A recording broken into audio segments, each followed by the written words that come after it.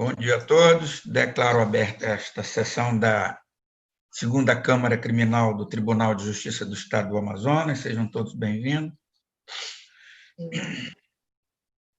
Na sequência, se não houver embargos dos colegas, a leitura da ata da sessão anterior está dispensada.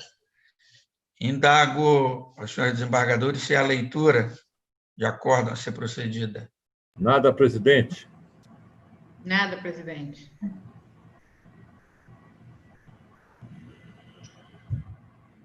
Há processos a serem retirados de pautas ou adiados? Nada.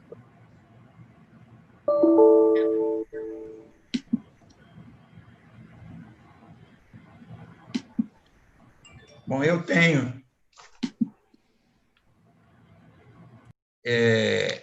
irei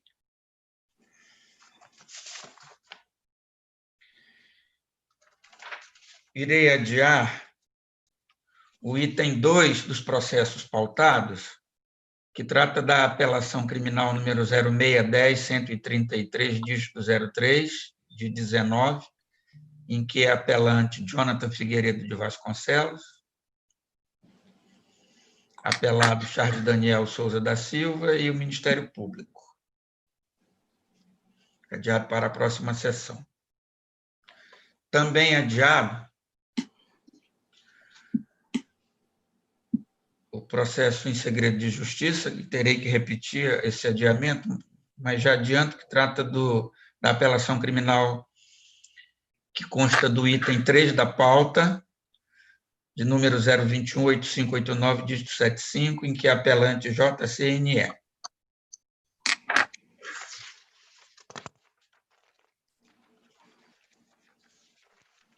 Feito estes adiamentos, vamos aos julgamentos.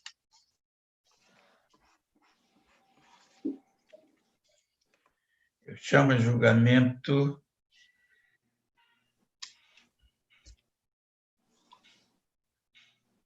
por prioridade, que é a sustentação oral, o item 2 da pauta em mesa, que trata do habeas corpus número 440-29, dígito 42 de 2020, em que é paciente Douglas Pereira Prisco, advogados Baltazar Soares de Oliveira, Litamara Brasil de Farias.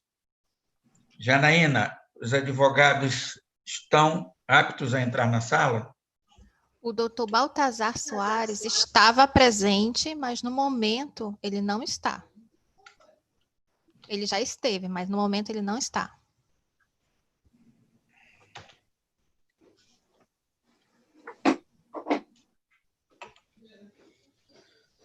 Como o habeas corpus é concedendo, eu não vejo prejuízo se nós julgarmos, senhores desembargadores, mesmo que ele tenha saído da sala. Podemos fazer assim? Sim.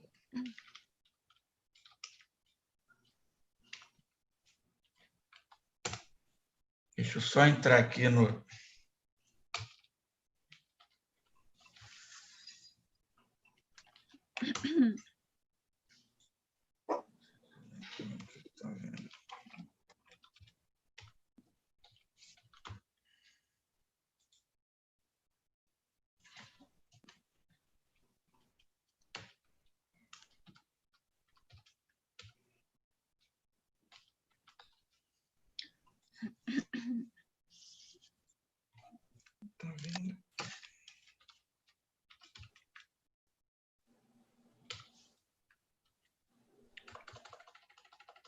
Deixa eu só entrar aqui no site.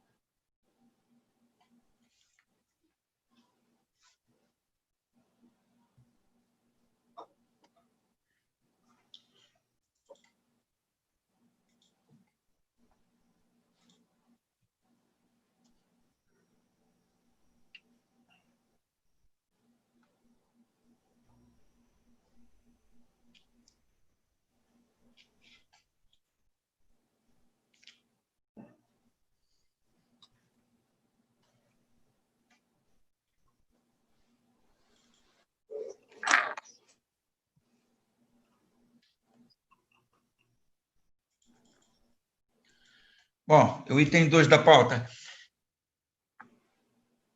O Ministério Público gostaria de se manifestar? Doutora Neide. Não, Excelência, o parecer dos autos do doutor Flávio permanece válido. Bom, o voto está disponível conforme Vossas Excelências podem ver. Em razão de excesso de prazo absurdo, eu estou concedendo a ordem. Se não houver divergência, posso proclamar o resultado. Embargador Onilson. Embargador Jorge. Sem divergência, presidente. Então, não havendo divergência, o resultado está proclamado na forma do meu voto. Presidente? Meu presidente. Chamo a julgamento o item 3 da pauta em mesa, que trata do habeas corpus número 43881, dígito 31 de 2020, em que é paciente Robson da Silva Martins, advogados Dayana Moraes de Souza, OAB número 14578, eu sou o relator, e os demais membros participam do julgamento. Há advogado habilitado para entrar na sala, Janaína? Não, nenhuma das advogadas estão presentes, embargador. Elas estavam anteriormente?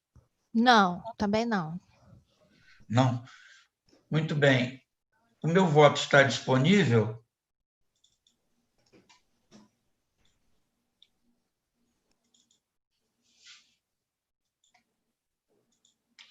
E, de acordo com o Ministério Público, eu estou denegando a ordem. Este é o meu voto. Há divergência? Acompanho, Vossa Excelência. Embargador Jorge. Acompanho também, presidente. Então, o voto está proclamado na forma do meu voto. Chama a julgamento o item 4 da pauta em mesa, que trata do habeas corpus número 43880, dígito 46, em que é paciente Belchior de Souza Lima, advogadas Dayana Moraes de Souza e Diana Carolina Galegos Armas. A relatora é a desembargadora Onilza, e eu indago, Janaína, se elas estão presentes. Não estão presentes, embargador, são as mesmas do processo anterior. O Ministério Público gostaria de se manifestar? Não, mantenho o parecer nos autos. Palavra, desembargadora relatora. Senhor presidente, desembargador Jorge, doutora procuradora Neide e demais que estão aqui na sala e quem está assistindo, meu voto está aqui disponibilizado, é um habeas corpus e no sentido, o voto é bastante longo, mas se eu for ler, peço permissão para ler somente a ementa. Ou não? Habeas corpus, penal e processo penal, medida constritiva necessária para a garantia da ordem pública.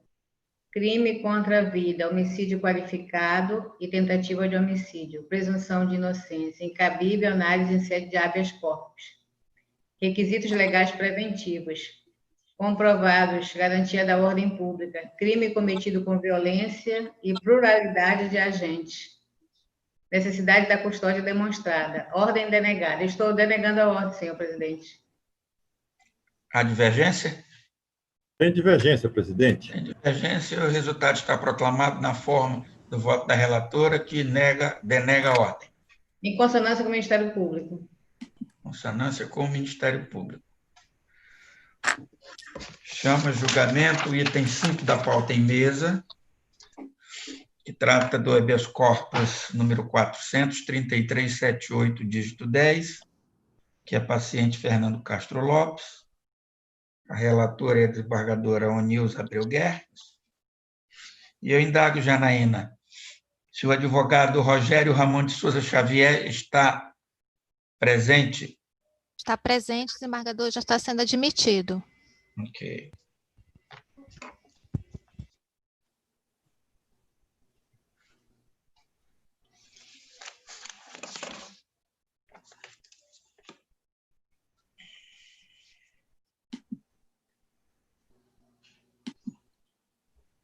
Bom dia, doutor Rogério.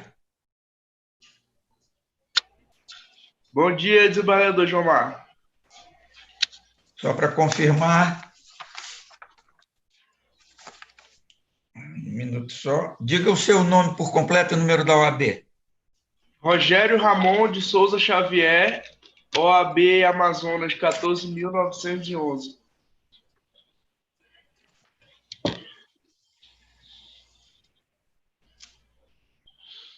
O Ministério Público gostaria de se manifestar? O Ministério Público mantém, desembargador, o parecer que consta nos autos. Posso passar a palavra, desembargadora Nilza? Presidente, gostaria que Vossa Excelência perguntasse ao nobre advogado, porque ele está fazendo a defesa de 2 constituintes, não é isso, doutor Rogério? Exatamente. Se ele gostaria de fazer para os 2 logo, porque o item 5 e 6 da pauta, o doutor Rogério é o advogado. E se também dispensa a leitura do relatório. Excelência, em nome da celeridade processual, eu desejo manifestar em nome dos dois pacientes e dispenso a leitura do relatório. Então, para entendermos, Vossa Excelência já vai fazer a defesa tanto do item 5 da pauta, que tem como paciente Fernando Castro Lopes, e do item 6, que trata do habeas corpus criminal número 43379, dígito 92, de 2020, que tem como paciente Breno Henrique Franco de Souza, é isso? Exatamente, excelência. Então, iremos julgar em bloco os 2 habeas corpus. Exato. É isso, desembargadora Nilza? Sim, presidente. Ok. Então, a partir de agora, Vossa Excelência tem a palavra para proceder à defesa. Inicialmente, bom dia a todos. Como eu já disse, meu nome é Rogério Xavier, sou advogado de defesa. Cumprimento os desembargadores aqui presentes, doutor Jomar Ricardo, desembargador Jorge Lins, a eminente relatora, doutora Onilza Abreu, que eu tive o privilégio de assistir uma audiência enquanto eu estava nos bancos da faculdade, em que a senhora, Vossa Excelência, parou a audiência ali para explicar todo o procedimento, que naquela época, em meados de 2014, ali a gente estava aprendendo ainda, engateando, né? E tive a oportunidade de participar de uma audiência com Vossa Excelência e tenha as saudações desse advogado. A eminente procuradora de Justiça, doutora Neide Trindade, também receba as saudações deste advogado. Os serventuários da Justiça, doutora Geisa, Marjorie, e todos os que eventualmente estão assistindo esta sustentação oral, recebam as saudações. Excelências, inicialmente, a defesa vem tratar sobre os fatos narrados na denúncia, bem como o que aconteceu realmente na data do crime.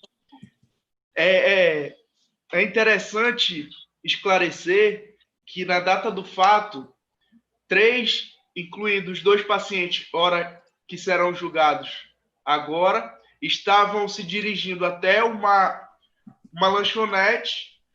Quando eles já estavam nessa lanchonete, chegou um veículo Siena de cor cinza, chamando esses 3 rapazes, incluindo os 2 pacientes, para que eles fossem fazer compra de bebidas e logo retornariam para pegar o pedido que eles estavam fazendo. Pois bem, então, os 3 que estavam na lanchonete reconheceram um amigo que estava no carro, que inclusive era o menor de idade, e entraram no veículo. Quando eles entraram, eles avistaram o menor no banco do passageiro, portando uma arma de fogo. Foi então que eles se surpreenderam e já decidiu de imediato sair do carro, e o menor virou e não permitiu que eles saíssem do veículo, e a partir dali eles informaram que não se tratava de compra de bebidas nem nada, e sim para cometer crimes pela redondeza. Foi então que os acusados passaram a fazer esses assaltos em vários locais, e na Avenida das Torres, aproximadamente, a polícia fez a apreensão dos acusados, e sendo que a apreensão se deu por volta de 10h30 da noite.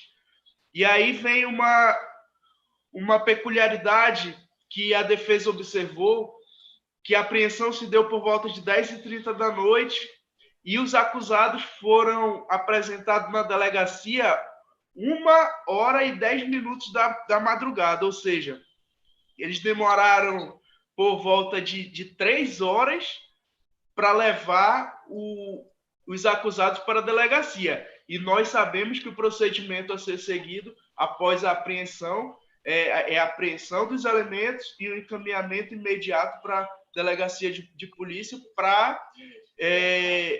para ser feito os procedimentos legais.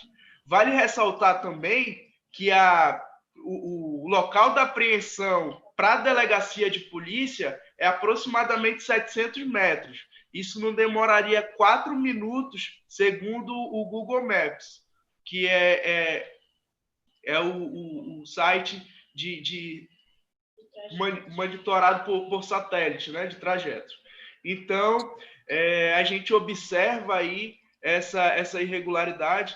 Não obstante isso, na delegacia também, os acusados não foram submetidos à oitiva perante a autoridade policial. Os acusados não tiveram contato com o delegado de polícia, escrivão, em nenhum momento. Tudo que foi narrado foi feito pelos policiais que fizeram a apreensão. Então, eles contaram tudo o que bem quiseram para o delegado de polícia, para, a partir daí, começar a lavratura do auto de prisão em flagrante. Então, excelências, nós observamos que nós bem sabemos que a fase de inquérito policial não é ainda uma fase judicial, é uma fase pré-judicial.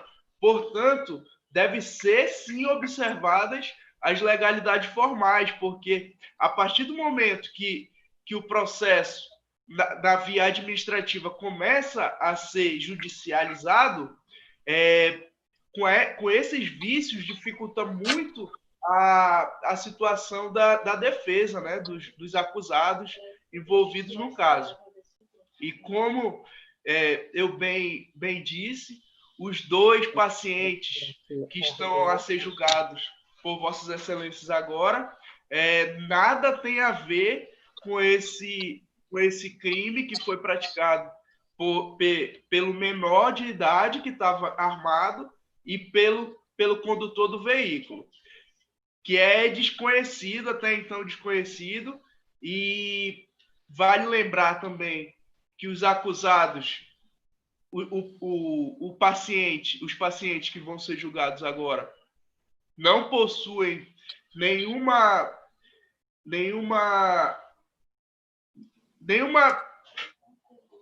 conduta que desabone a conduta deles, né?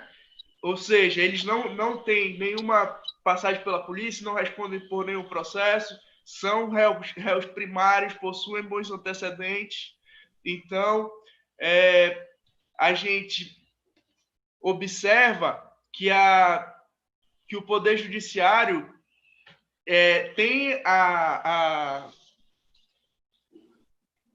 o Poder Judiciário tem a obrigação não de punir em massa para que uma superlotação no sistema prisional seja crescente, mas sim de ressocializar.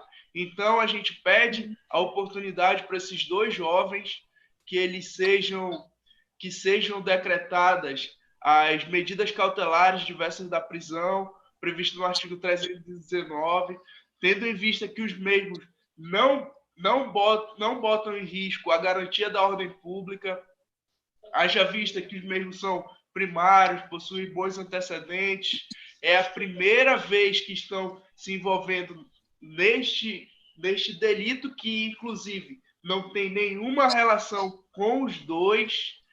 Eu quero ressaltar que os dois não têm nada a ver com isso, entraram no veículo, observaram que o menor estava armado, quando quiseram sair, não deixaram, o menor não deixou os três saírem do veículo.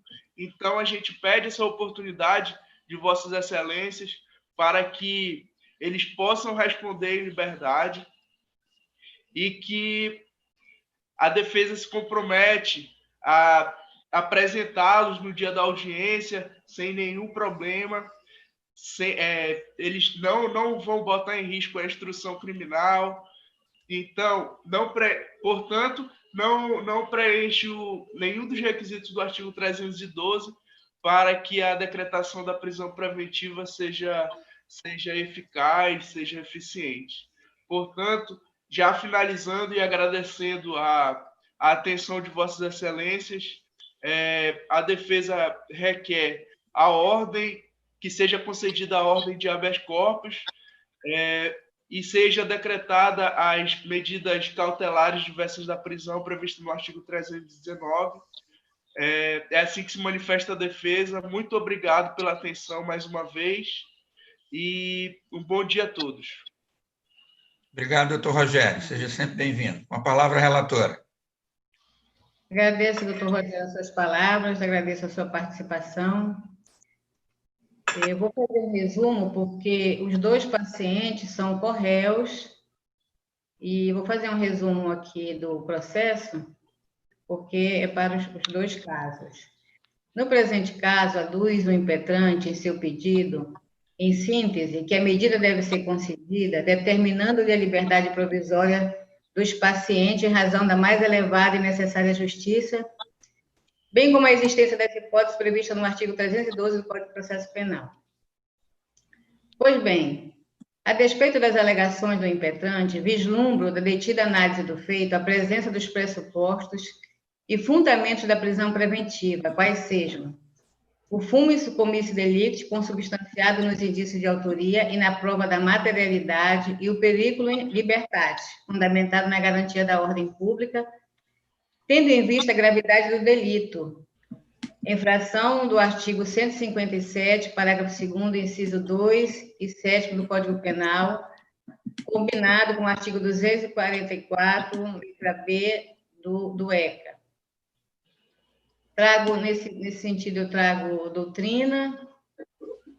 Essa diz que a prisão preventiva, à luz do princípio da presunção de inocência, reveste de natureza excepcional, o que significa dizer que a sua imposição e manutenção somente se justifica quando está evidenciado, através de dados concretos, o preenchimento dos requisitos previstos no artigo 312 do Código de Processo Penal. Transcrevo o artigo, trago decisões, jurisprudência pacificada do STJ nesse sentido.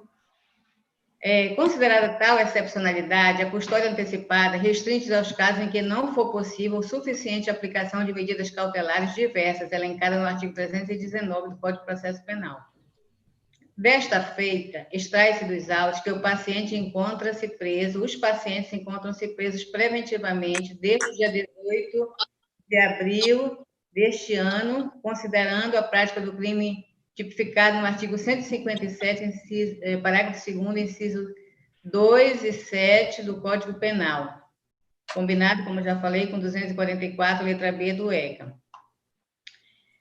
cuja prisão fora decretada como garantia da ordem pública, essencial no caso dos autos, posto que o delito cometido é concretamente grave e a complexidade da causa justifica a manutenção de sua prisão até o presente momento, não sendo o caso, portanto, de fixação de medidas cautelares ante o risco concreto à manutenção da ordem pública, encontrando-se presente os requisitos da prisão preventiva. Portanto, os indícios de autoria estão demonstrados pelas provas carreadas aos autos. E, diante do quadro delineado, observe que a manutenção da prisão é a medida que se impõe, inexistindo qualquer constrangimento legal, uma vez constatada a presença dos elementos concretos aptos a justificar a medida questionada. Trago, nesse sentido, jurisprudências do STJ, dos tribunais superiores. Ainda em caso como o presente, deve preponderar o interesse social, ferido intensamente pela conduta delituosa. Para tal tipo de situação, nem mesmo eventual primariedade, bons antecedentes, residência fixa, ocupação lícita e a pandemia do Covid-19 constituem requisitos individuais que isoladamente bastam para a concessão da liberdade provisória, à vista da potencialidade e periculosidade do fato criminoso e da necessidade de assegurar-lhe a aplicação da lei penal. Transcrevo aqui o parecer do Ministério Público, que é no sentido que eles permaneçam presos. Vou ler aqui um trecho, diz assim, página 345, 349. Facilmente perceptível que não há vício algum de fundamentação na decisão. O magistrado destacou a gravidade inconcreta da conduta e as peculiaridades do caso que demonstra o perigo libertário do agente, além do fato deles terem praticado novo delito enquanto respondem em liberdade. Assim, entendo que se encontra presente a justa causa necessária, impondo-se a regular persecução penal, a fim de que os fatos sejam esclarecidos em processo judicial, garantidos o contraditório e a ampla defesa. Só mais um minuto que eu estou aqui no SAD. Destaque não existe, por conseguinte, constrangimento legal a ser sanado, normalmente porque elementos pessoais favoráveis por si só não autorizam a liberdade provisória, quando justificado o motivo da decretação da prisão preventiva. Trago as decisões dos tribunais superiores. O processo está seguindo seus trâmites normais e está pronto para inclusão na pauta de audiência de instrução e julgamento, portanto, não há qualquer ilegalidade na tramitação do feito. Dessa maneira, constato que a prisão preventiva dos pacientes encontra-se perfeitamente respaldadas pelos ditames legais, haja vista que não ocorre constrangimento legal. E estão caracterizados na espécie os requisitos previstos no artigo 312 do Código de Processo Penal. Como voto para os dois pacientes, eles são corréus e pelos fatos já narrados aqui. Como voto, senhor presidente? Bem, lembrando, estão em julgamento o habeas corpus número 400-3378, dígito 10, de 2020, e o habeas corpus número 400-3379, dígito 92, que tem como pacientes Fernando Castro Lopes e Breno Henrique Franco de Souza, respectivamente. Está em discussão. Embargador Jorge. Sem discussão, presidente. Acompanhei a leitura atentamente, voto, e estou de pleno acordo. Eu também acompanho os votos da excelentíssima desembargadora relatora. E os resultados estão proclamados na forma dos dois votos. Doutor Rogério, muito obrigado mais uma vez. Obrigado, excelências. Bom dia. Bom dia a todos. Bom dia.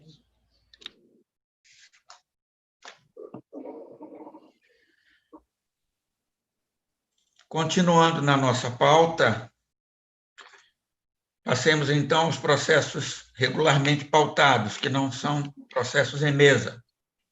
Chama a julgamento o item 1, que trata da apelação criminal número 022-1955, dígito 59, de 2016, em que é apelante Rafael William Garcia de Souza, o apelado Ministério Público, o relator é o desembargador Jorge Manuel Lopes Lins.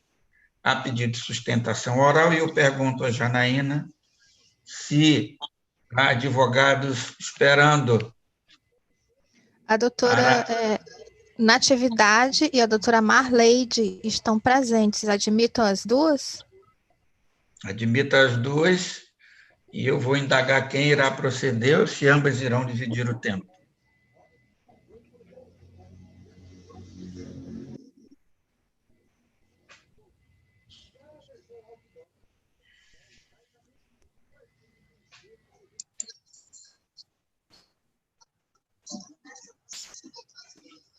tá aí.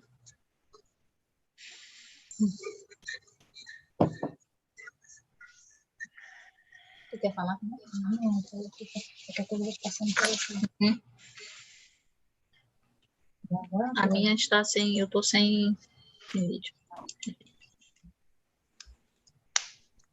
Bom dia, doutora Marleide. Bom dia. Doutora Natividade, bom dia. Está ouvindo? Bom dia. Estou ouvindo. Estou ouvindo. Doutora Natividade não tem seu vídeo? É porque eu estou aqui uma outra audiência na Becute. Tá, tudo bem. Eu achei que era algum problema. Mas o meu É, Bom dia. bom dia, doutora Natividade. Bom dia, doutora Marleide. Bom dia. Está em julgamento a apelação criminal 022-1955, dígito 59, de 2016, em que apelante Rafael William Garcia de Souza e Vossas Excelências constam como advogado a doutora Natividade Jesus Magalhães Maia, escrita sob o número 5556AM, e a doutora Marleide Saraiva do Amaral, escrita sob o número 6167AM. Eu indago a Vossas Excelências se apenas uma de Vossas Excelências irá proceder à sustentação ou irão dividir o tempo. Excelência, bom dia, inicialmente. Bom dia. Prazer novamente estar aqui nesta douta vara. Eu vou falar unicamente. A doutora Marleide vai só estar acompanhando, que o processo é dela. Muito obrigado, doutora Natividade. O Ministério Público gostaria de se manifestar, doutora Neide? O Ministério Público mantém o parecer que já se consta nos autos, Excelência. Embargador Jorge? Pois não, senhor presidente. Peço dispensa da leitura do relatório, né? Se não houver objeção por parte das advogadas. Doutora Natividade? Sem objeção, Excelência. Podemos começar, desembargador Jorge? Podemos? Então, Vossa Excelente, a partir de agora, doutora Natividade, tem 15 minutos. Realmente, reitero meu bom dia a todos, excelentíssimo senhor desembargador, doutor Jorge Lins, relator da apelação. Nós viemos fazer um apelo em nome do Rafael William Garcia de Souza, que foi processado, denunciado, processado, né, e condenado às penas de 14 anos em razão de tráfico ilícito de entorpecente pela terceira Becute. O apelo da defesa se mostra em razão de que entendemos houve aí um erro em judicando do magistrado ao analisar as provas dos autos. Inicialmente, temos que os autos eles se iniciaram com outras pessoas. Eu escrevi, querida. Com a dona Lívia, né? Com os réus Leandro Costa de Oliveira, Antônio Marcos Pereira Capucho e a senhora Nívia Garcia de Souza. O Leandro e o Antônio foram presos em flagrante, e o Leandro, na verdade, e encaminhado a um local onde ele supostamente guardava uma quantidade considerável, né, de substância entorpecente, e nesse momento também foi encontrado algumas armas e havia um menor no local. Eles foram presos em flagrante, posteriormente foi emitido uma prisão preventiva, um decreto de prisão preventiva para o Rafael, muito embora ele não estivesse no local e não estivesse absolutamente nada que o vinculasse ao Leandro, que era o dito dono do entorpecente. Na ação, o processo foi desmembrado, e no processo 026671479 de 2014, ficou processado Leandro Costa, Antônio Marcos Capucho e a senhora Nívia Garcia. O senhor Rafael, houve desmembramento dos autos para ele, e foi feito um outro processo, que é esse onde está a apelação, que nós estamos apelando. na instrução processual contra os três, ao final, a senhora Nívia Garcia, ela foi absolvida, que é a mãe do Rafael, porque ela alugava só o imóvel, né, para esse rapaz lá onde foi preso o entorpecente, foi encontrado, perdão, o entorpecente, né? E ocorre que o Ministério Público, em seus argumentos para a acusação do Leandro, foram os mesmos argumentos da senhora Nívia, né, do Rafael, foram o mesmo argumento da senhora Nívia, que eles participavam por serem proprietários do imóvel, porque o Leandro, que estava com entorpecente, namorava uma filha da dona Nívia, portanto, seria, em tese, cunhado do seu Rafael, e também afirmou no processo principal, não nesse processo, que a dona Nívia teria acusado o filho, dito que o filho era traficante. Nós ouvimos o depoimento da senhora Nívia, que foi absolvida, né? E que estava sendo acusada com base nos mesmos argumentos que o Rafael. Ela foi absolvida e ela, em momento algum, disse que o filho era dono dessa droga ou que ele estava em acordo com esse evento aí, essa associação criminosa que era o proprietário desses 16 quilos de entorpecente. Da mesma forma, o Antônio Marcos não acusou o Rafael, né? E o Leandro também não acusou, afirmava que eles usavam droga e tudo, mas não houve uma acusação direta para o Rafael. O Ministério Público denunciou o Rafael pelas armas, né? Pela posse de armas, sob a argumentação de que ele em alguns trechos das interceptações telefônicas que foram feitas, ele se referia a palavras caneta, ferro, brinquedo, e em tese o Ministério Público entendeu que esse vocabulário se referia às armas, né? E o Ministério Público, o juiz, em sentença, rejeitou esse argumento, porque diz que fazer essa interpretação seria uma decisão teratológica e que seria, em tese, a única prova do Ministério Público de que o Rafael estaria envolvido com as armas seria essas supostas menções de ferro, caneta, brinquedo, e ele efetivamente não havia nenhuma prova de que ele efetivamente esteve de posse ou da guarda de alguma das armas apreendidas nessa operação. Então, ele foi absolvido pelo juízo dessas armas. Com relação à corrupção de menores, também ele foi absolvido porque não foi... ele não estava no local onde estaria o menor, né, com a droga e tudo, ele foi absolvido.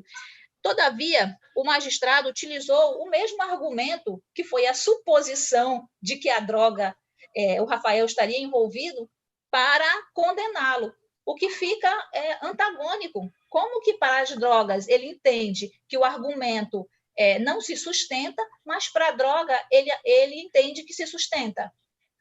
Nós temos esse ponto. O segundo ponto, que merece muito cuidado na análise, que entendemos que aí houve, como eu diria, talvez uma interpretação do magistrado totalmente em desconformidade com a jurisprudência, que é a utilização exclusiva da prova emprestada para a condenação do réu.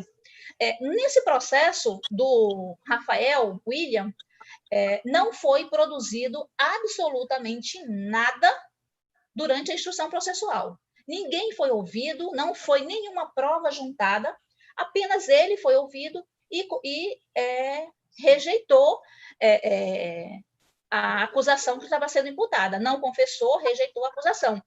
Todavia, o magistrado, por ocasião das alegações finais, o Ministério Público falou em alegações finais que havia provas, que teria provas contra o Rafael em um outro processo no qual ele não participou, ele não exerceu o contraditório nem a defesa. Essas provas foram buscadas do outro processo, colocado aqui 2 termos de audiência, 2 testemunhas, que seria a mãe dele que ela, de fato, ela não acusa o filho, mas foi utilizado o testemunho da mãe dele contra ele para acusá-lo, quando ela, em momento algum, ela diz que ele era o dono das drogas. Ainda assim, esse testemunho não foi submetido ao contraditório para a defesa. A defesa dele, após a juntada desses documentos, ela rejeitou, ela pediu a exclusão dessas provas por entender ilícitas. E mais ainda, nós temos que as interceptações telefônicas que ensejaram na investigação e na condenação dos outros réus, né, e não do Rafael, elas não foram submetidas ao contraditório, ao princípio do contraditório, para o Rafael. Ademais, elas também não foram submetidas ao exame de espectrografia, para dizer a quem pertenciam as vozes, porque era muita gente falando, é uma infinidade de pessoas e de números telefônicos, gravações feitas de diversos terminais telefônicos, mas ninguém sabe a quem pertencem as vozes. E nenhuma delas, a voz a qual se alega ser do Rafael, em nenhuma delas ele assume ou ele trata de drogas.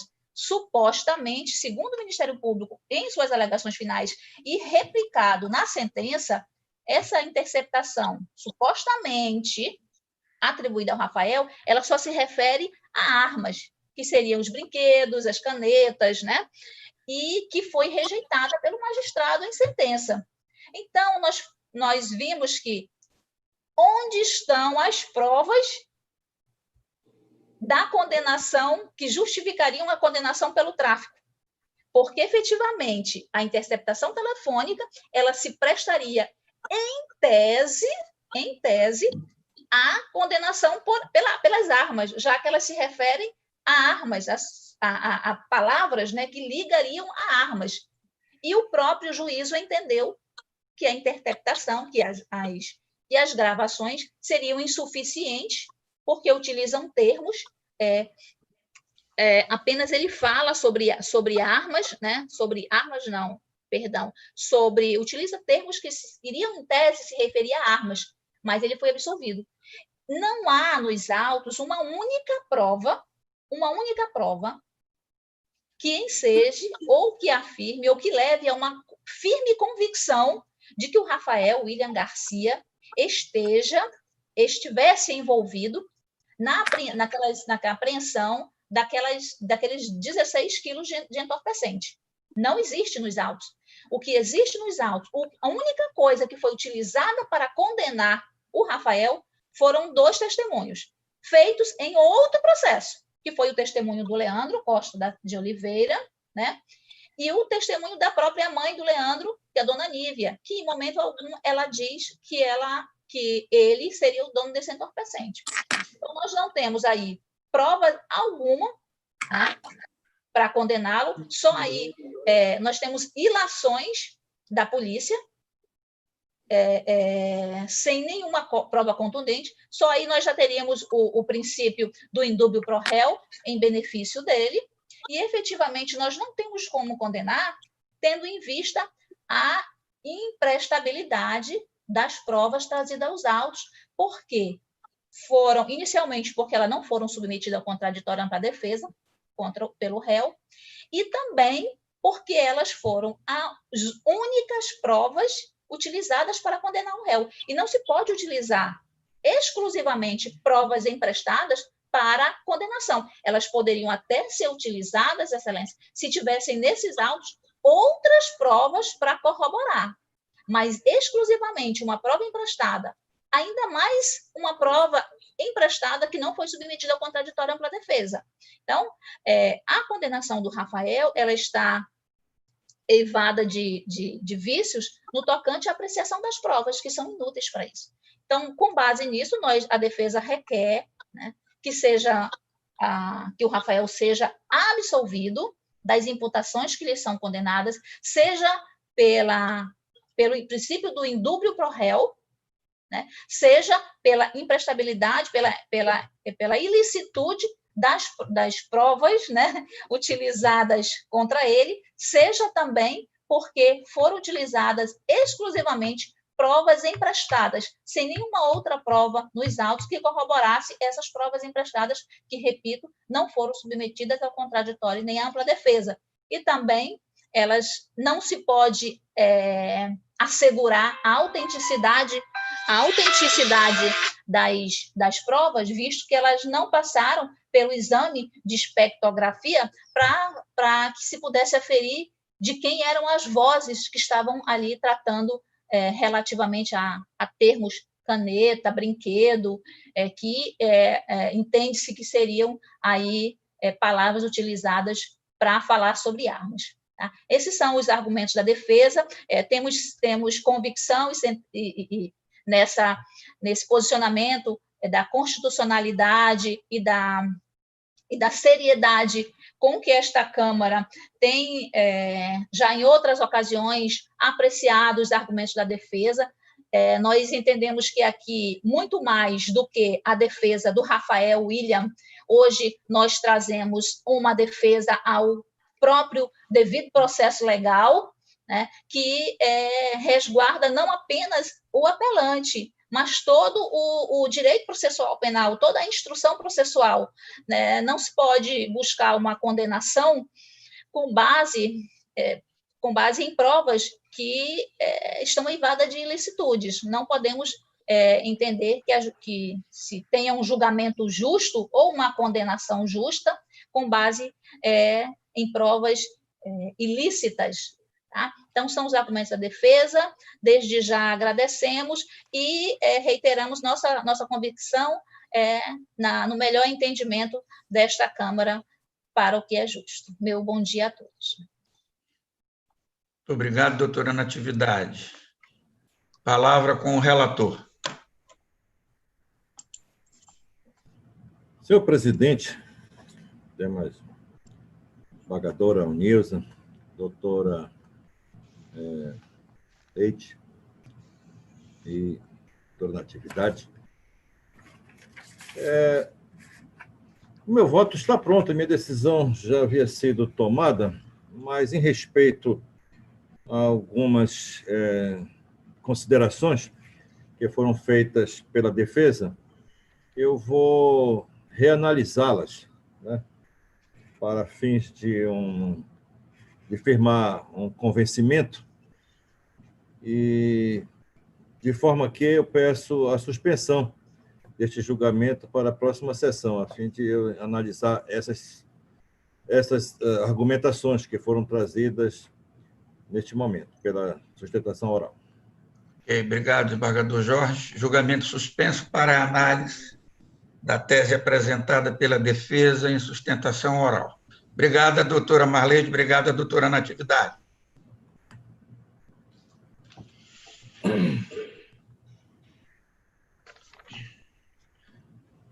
Passemos, então, ao julgamento do item 3 dos processos pautados. Eis que o 2 já foi regularmente adiado. Então, chamo... Desembargador? Sim. O HC número 1 que o senhor deu preferência... Isso eu vou deixar para o final. Vou deixar para o final. Já vamos finalizamos. dar preferência... Foi não? É porque já finalizamos, já vamos passar agora para segredo de justiça. Ah, tá. Então, revertidamente, chama julgamento o item 1 da pauta em mesa, que trata do habeas corpus número 400-3559, dígito 11 de 2020. Perdão. O paciente é Ray Anderson Stone Ferreira, advogada Nayade Vitória Araújo Perrone.